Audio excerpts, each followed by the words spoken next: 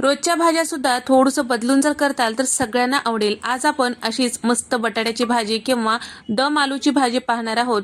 छोटे आलू किंवा बटाटे घेतलेले आहे, अर्धा किलो साल काढून या पद्धतीने काट्याच्या चमच्याने थोडंसं छिद्र करून घ्यायचं, म्हणजे आतमधल्यापर्यंत वाफल्या जातील आणि मसाले सुद्धा आतमधल्यापर्यंत जातात।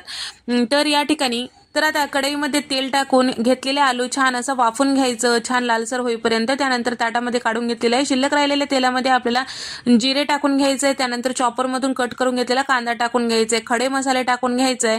आता हे सगळं छान असं परतून घ्यायचं। 1 चमचा लोणी टाकून घेतलेले ते सुद्धा छान असं परतून घ्यायचं। अर्धा कप इतकं इथे मी टोमॅटोची प्युरी टाकून घेतलेली आहे।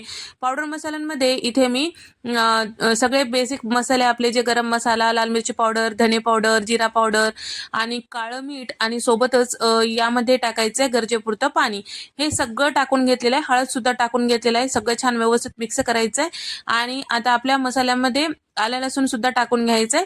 आता तयार करून घेतलेला मसाला, चवीपुरतं मीठ आणि कोथिंबीर टाकून सगळं छान व्यवस्थित मिक्स करून घ्यायचं। खूप वेळ परतून घ्यायचं, साधारण 1 5 ते 6 मिनिटासाठी कमी गॅसवर, करपू द्यायचं नाही। त्यानंतर तयार करून घेतलेले बटाटे यामध्ये टाकायचे, झाकण लावायचं, तेल साईडला सुटेपर्यंत वाफून घ्यायचं। हलकंसं नरम झालं की यामध्ये गरम पाणी टाकायचंय, गरजेपुरतं गरम पाणी टाकायचं, जास्त टाकायचं नाही। कोथिंबीर टाकायचं आणखीन थोडंसं वरतून आणि कसुरी मेथी हातावर चुरून टाकायचं। यामधले 2-3 बटाटे घेऊन छान मॅश करायचं आणि मिक्स करायचं। छान असं 1-2 मिनिटं शिजून घ्यायचं। इथे आपली मस्त चटपटीत, खमंग आणि चविष्ट अशी दम आलूची भाजी तयार।